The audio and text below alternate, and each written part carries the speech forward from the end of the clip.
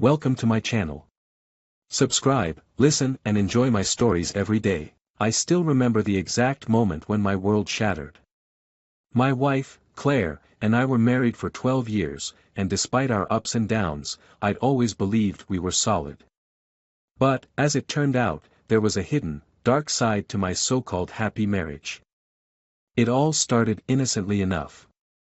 I was cleaning out the garage one Saturday morning when I stumbled across a dusty old suitcase of hers tucked behind some boxes. My initial thought was that it was filled with mementos from her work trips. I thought it might be fun to take a quick peek to see what memories she'd brought home over the years. But as I dug through the contents, I felt a growing sense of unease. There were souvenirs from cities I didn't remember her mentioning and small trinkets that felt off. Curiosity turned to suspicion, and I couldn't shake the feeling that something was amiss. That night, when she was asleep, I did what I thought I'd never do, I checked her phone. The messages revealed a relationship with a man I had never heard of, and the more I read, the more my heart sank. For months, maybe even years, she'd been involved with him. The signs were there all along, yet I had blinded myself to them, convincing myself that she was simply busy with work, stressed, tired. The discovery devastated me, but I was determined not to let it end there. She had destroyed my trust and had turned our marriage into a joke, so I decided to make sure she would understand the full weight of her betrayal. After weeks of planning, I confronted her in a calm, collected manner. I made sure she thought I was broken and willing to forgive, giving her the sense that she'd won and escaped the consequences. Then, without her knowing, I reached out to a lawyer and prepared for the divorce. I moved our finances into accounts she couldn't access, protected my assets, and made arrangements to make her transition out of my life as swift and clean as possible. The day she came back home after another work trip was the day everything fell into place. She found me packing her things, and when she tried to argue, I calmly handed her the divorce papers, laid out every single lie I'd uncovered, and told her there was nothing left to discuss. The look of shock and horror on her face as she realized I'd outplayed her, it was worth every sleepless night, every moment of heartache. In the end, I regained control of my life and peace of mind. I knew it would take time to heal, but knowing I had taken my life back on my terms was the best revenge I could have asked for. The days that followed were some of the hardest of my life. Every time I looked at Claire, it was like a war raging inside me. Part of me wanted to confront her, let her know I was onto her, to break her facade. But the other part, the part that had been simmering in anger and hurt, knew that patience was my ally. I would wait, play my cards carefully, and then pull the rug out from under her when she least expected it. I moved through my days in a careful balancing act. My lawyer assured me that every financial measure was in place. The joint account we shared still looked the same on paper, but every asset that mattered had been transferred to secure accounts. Even the house would soon be under my name alone, a detail Claire was too distracted to notice. She was too busy planning work trips and sneaking messages on her phone. It wasn't long before I started gathering other forms of evidence. At first, it was almost surreal, like something out of a bad movie. I found myself taking screenshots of her phone when she left it unattended, cataloging each one in a private folder I'd created. I bought a small recording device and started keeping it on me, just in case I caught her saying something incriminating. With each piece of evidence I collected, my resolve grew stronger. This wasn't just about ending our marriage. It was about reclaiming the life I'd thought we were building together. Then, one evening, I came across a message on her phone that almost broke my composure. I'd seen her slip into the kitchen to check a text, her face lighting up in a way it hadn't in months. She thought she was being discreet, but I saw her excitement, the way she bit her lip, her fingers tapping quickly as she replied. When she left her phone on the counter and went to the bathroom, I knew I couldn't resist looking. The message was from him, a man I now knew as Jeremy. He was suggesting a weekend getaway, something about a cabin by a lake. She'd replied with a heart emoji and a promise to work something out. It was as though every loving word she'd ever spoken to me had been rewritten in his name, and for a brief, dizzying moment, I felt my heart break all over again. I took a deep breath, steadying myself. It wasn't just anger that surged through me, it was hurt, betrayal, humiliation. I knew I needed to keep my emotions in check, to keep acting as if everything was fine. So, I swallowed the bitterness, placed her phone back exactly as I'd found it, and acted as though nothing had happened. The next morning, I woke up before Claire and made coffee as usual, watching her carefully as she joined me in the kitchen. She seemed almost relaxed, more so than she had in weeks. She hummed a tune softly as she poured her coffee, and when she turned to face me, her eyes held that familiar warmth. "Morning," she said, her voice light, as if nothing in the world could disturb her peace. "Good morning," I replied, keeping my voice even, my face carefully neutral. "Big day at work?" "Just the usual," she replied, taking a sip of her coffee. "Lots of meetings. It's non-stop lately." I nodded, biting back the retort that sat on the tip of my tongue. Meetings, indeed. I forced myself to stay calm, playing the supportive husband she believed I still was. It took everything in me not to let my mask slip, but I held firm. After all, this charade wouldn't last much longer. The following weeks became a painful waiting game. Claire and I went through the motions, our lives like clockwork. She'd leave for work with a quick peck on the cheek, return home late with flimsy excuses, and check her phone at every opportunity. But each day, I collected more evidence, every message and every inconsistency feeding the fire inside me. I had enough proof to confront her now, but it felt too soon. I wanted to make sure that when I finally did, there would be no possible way for her to talk her way out of it. And then, one Friday evening, an opportunity fell right into my lap. Claire came home looking unusually pleased with herself. She was glowing, the way she did when she was on the verge of sharing good news. I half expected her to tell me about a promotion or something, but instead, she surprised me with something else entirely. "Hey," she said, hanging up her coat. "You remember my college friend, Lisa?" I nodded, vaguely recalling the name from years ago. "Yeah, why?" "She invited me to spend the weekend with her upstate," Claire said, a hopeful smile on her face. "It'll be good to catch up, you know. We haven't had a girls' weekend in forever." Her words hung in the air, as transparent as glass. I knew exactly what she was doing, and I could feel my stomach twist with anger. But I kept my face neutral, pretending to mull it over. "Well, if it'll be good for you," I said finally, forcing a smile. "You should go." Her face lit up, and I had to look away, disgusted by her excitement. She wrapped her arms around me in a quick hug, whispering a thank you before rushing off to pack. I watched her, unable to suppress the bitter satisfaction rising inside me. This was it. She was giving me the perfect setup for the grand finale. As she packed her bags, I excused myself, saying I had a work call to take. In reality, I was on the phone with my lawyer, finalizing the next steps.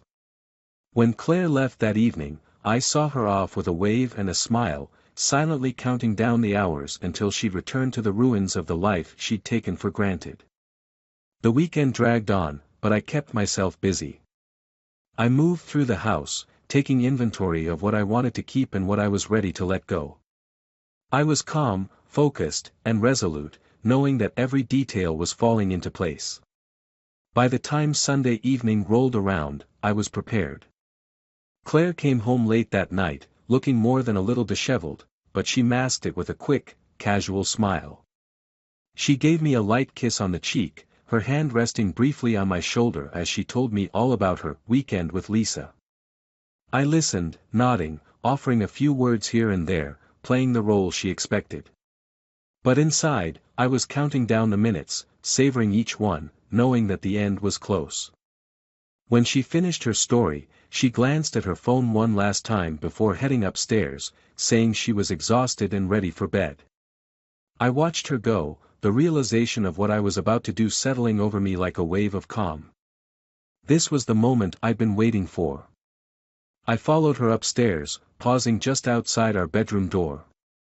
I took a deep breath, steadying myself, and then I walked in, closing the door quietly behind me. The time for pretending was over. Tomorrow, Claire would wake up to a very different world, one where the lies she'd woven so carefully would unravel in an instant. And I would be there to watch it all unfold. The night felt like a long, tense calm before a storm. I lay beside Claire, watching the rise and fall of her breathing as she slept peacefully, blissfully unaware of what awaited her. I hadn't slept, my mind too busy replaying every detail I'd rehearsed. I'd thought about every possible reaction she might have, every excuse, every lie, every attempt she might make to save herself. And I was ready for them all. When the sun finally crept through the blinds, I rose quietly, leaving her to sleep a while longer. I went downstairs and made coffee, the aroma filling the kitchen. I glanced around, mentally bracing myself for the day ahead. This kitchen had once felt like the heart of our home, a place where we'd shared countless mornings, countless laughs. But today, it felt like a set stage, ready for the final act. I waited, sipping my coffee slowly, running through everything one last time. Around 7:30, I heard her footsteps on the stairs, and soon enough, Claire walked into the kitchen, rubbing her eyes, her hair slightly mussed. She smiled when she saw me, her usual bright morning smile, and my stomach twisted at the sight. "Morning," she said, heading for the coffee pot. "You're up early." I shrugged, keeping my expression neutral. "Couldn't sleep." She poured herself a cup, and I watched her as she took that first sip, a small sigh of contentment escaping her. It was almost surreal, the casual intimacy of the moment, as if everything were normal. But nothing was normal anymore. "Did you have a good time with Lisa?" I asked, my voice light, casual. She looked up, nodding as she leaned against the counter. "Yeah, it was great. Just what I needed." We laughed, drank a little too much wine, talked about old times. It was nice to catch up. I nodded slowly, the faintest hint of a smile playing on my lips. "That's good. I'm glad you had a good time." We fell into silence, the weight of it building slowly as I watched her. She shifted uncomfortably, perhaps sensing that something was different, though she couldn't yet place what. Finally, I couldn't hold back any longer. I set my coffee mug down, looking her squarely in the eyes. "Claire," I said, my tone steady, "we need to talk." She froze, her eyes darting to mine, a flicker of confusion and then something else, fear, maybe, flashing across her face. "Sure. What about?" I took a deep breath, feeling the anger simmering beneath my calm exterior. "About Jeremy." The color drained from her face, her grip tightening around the coffee cup until her knuckles turned white. She opened her mouth to speak, but no words came out. For the first time in months, I saw her carefully crafted facade crack. I don't know what you're talking about," she stammered, her voice barely a whisper. "Don't," I said, my voice sharper than I'd intended.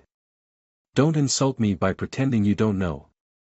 I've known about him for months, Claire. About the messages, the secret trips, the nights you spent with him instead of me. I know everything." She stared at me, her eyes wide with shock and panic. I could see her mind racing, searching for some way to explain herself, to talk her way out of it. But there was no way out. Not this time.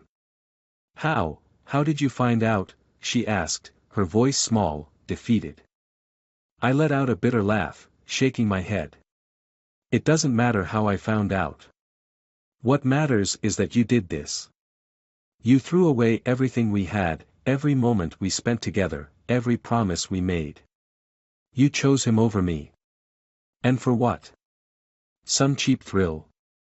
A little excitement? Was it worth it, Claire?" Her eyes filled with tears, and she looked down, unable to meet my gaze. I never meant for this to happen, she whispered. I don't know. I felt lonely, and he was there, and, it just happened. I clenched my jaw, my hands balling into fists as I struggled to keep my anger in check. It just happened. I repeated, my voice dripping with disdain. That's your excuse. You felt lonely, so you decided to betray me? To lie to me? To turn our marriage into a joke? She flinched at my words, her shoulders slumping as the weight of her actions settled over her. I know I messed up, she murmured, her voice choked with tears. I know I hurt you, and I hate myself for it. But please, we can work through this. We can go to counseling, try to fix things. I don't want to lose you. Her words hung in the air, and for a moment, I almost felt a flicker of pity. Almost. But then I remembered everything I'd been through, the months of lies, the nights I'd spent agonizing over her betrayal. And I knew that pity had no place here. There's nothing left to fix, Claire, I said coldly. Our marriage ended the moment you decided to cheat. I won't pretend that we can go back to the way things were, because that would be a lie. And I've had enough of those to last a lifetime. Her face crumpled, and she sank into a chair, burying her face in her hands as she sobbed. I watched her, feeling an odd sense of detachment, as if I were watching a stranger's life fall apart. In a way, I supposed I was. The woman sitting before me wasn't the woman I'd married. She was a stranger who had taken everything I'd held dear and torn it apart. I stood there, letting her cry, letting her feel the full weight of what she'd done. When she finally looked up, her eyes red and swollen, she took a shaky breath, her voice barely above a whisper. So, what now? She asked, her tone broken. I pulled a small stack of papers from the drawer, setting them on the table in front of her. Those are the divorce papers, I said, my voice as cold and steady as I could manage. I've had everything arranged. The assets, the house, the accounts, it's all taken care of. You'll get a fair settlement, but I want you out of here by the end of the week. She stared at the papers, her hands trembling as she reached for them. She flipped through the pages, her expression growing more devastated with each one. You really planned all of this? Yes, I replied, my tone unyielding. While you were busy with your lies, I was busy protecting myself. I knew you'd try to weasel your way out of this, to play the victim, to beg for a second chance. But I'm done. I won't give you the satisfaction of thinking you can manipulate your way out of this. Her eyes met mine, a glimmer of something like resentment flickering behind her tears. So that's it, then. You're just throwing me away. I felt a surge of anger rise within me, and I leaned in, my voice low and deadly. I'm not the one who threw anything away, Claire. You did that all on your own. You chose him, over and over again, even when you could have stopped, even when you knew it would destroy us. So don't you dare try to turn this around on me. She looked down, her face etched with shame and regret. But I didn't care anymore. I had no sympathy left to give her, no forgiveness left to offer. I turned away, leaving her there with the papers, her guilt, and the wreckage of the life she'd built on lies. I walked out of the kitchen, letting the silence fill the space where our marriage had once been. The house was quiet after that. Claire didn't come downstairs for hours, leaving me alone in the echoing stillness of what used to be our home. I didn't know what she was doing, but I didn't much care. I had said everything I needed to say. There was nothing left to add, no words that could change what had been done. I'd made myself a plan for the day, trying to avoid sitting in the heaviness of it all. I went to the office, thinking that maybe work would keep my mind off things. But it was impossible to focus. The looks on my colleagues' faces blurred as they walked past me, each offering an understanding smile or a gentle pat on the shoulder. Apparently, my silence had spoken louder than words, they could tell something was wrong. By midday, I couldn't take it anymore. The weight in my chest was suffocating, and it was impossible to keep pretending everything was fine. I left early, heading home, unsure if Claire would even be there. When I opened the front door, the first thing that struck me was the smell. Her perfume lingered faintly in the air, a ghostly reminder of all the moments that were now gone. I walked through the rooms, taking in the sight of the life we'd built together. The family photos still hung on the walls, snapshots of happier times, now twisted with the bitter knowledge of what lay behind them. I wandered aimlessly from room to room, unsure of what I was looking for, until I reached our bedroom. The door was slightly ajar, and for a moment, I hesitated. A strange feeling washed over me, a mix of dread and resignation. I pushed the door open, stepping inside, my eyes scanning the room. That's when I noticed the folded piece of paper on the bed, resting beside her wedding ring. My heart sank as I walked over, picking up the note with a shaking hand. Her handwriting was familiar, every loop and curve a reminder of the woman I thought I'd known. I unfolded the paper, reading her words slowly, each one sinking deeper into me. I'm sorry. For everything. I can't undo the hurt I've caused, and I don't know how to live with the regret. You were everything I ever wanted, and I destroyed it. I wish I could explain why, but even I don't fully understand. All I know is that I love you, and that I failed you. I don't expect forgiveness, and I don't deserve it. I'll be gone by the time you read this. I hope you find peace, even if I never will. The last line blurred as tears filled my eyes, blurring the words on the page. She was gone. She'd packed her things, left her ring, and walked out of my life for good. I hadn't thought it would hurt this much. I thought the anger would protect me, that the betrayal would numb the pain. But standing there in our empty bedroom, I felt a hollow ache settle into my chest, a deep, cutting emptiness that nothing could fill. I sank onto the bed, clutching the note, feeling the silence close in around me. All the things I'd planned to say, the revenge I'd carefully orchestrated, none of it mattered anymore. There was no satisfaction in this, no sense of victory. Just a bitter, aching loss that felt like it would never end. The house felt different now, colder, emptier. Every room seemed to echo with the memories we'd shared, each one now tainted by the knowledge of what we'd lost. I thought back to all the nights we'd spent together, the laughter, the quiet moments, the love that had once felt so real. And now it was all gone, slipping through my fingers like sand, leaving only emptiness behind. I stayed there, in the quiet, for hours, unable to move, unable to think. I thought I'd feel better once she was gone, that the anger would fade, leaving only a sense of peace. But there was no peace here, no relief. Only the knowledge that I was alone, and that the life we'd built was nothing more than a shattered illusion. By the time I finally stood up, it was dark outside. I made my way through the house, locking the doors, turning off the lights, moving on autopilot as if going through the motions of a life that no longer felt like my own. I went to bed, lying in the darkness, the silence pressing down on me, filling every corner of the room. And as I lay there, staring up at the ceiling, I felt a single tear slip down my cheek, the weight of everything settling over me, heavy and unrelenting. In the end, there was no revenge, no justice, no closure. Only the quiet, empty sadness of a life left in ruins.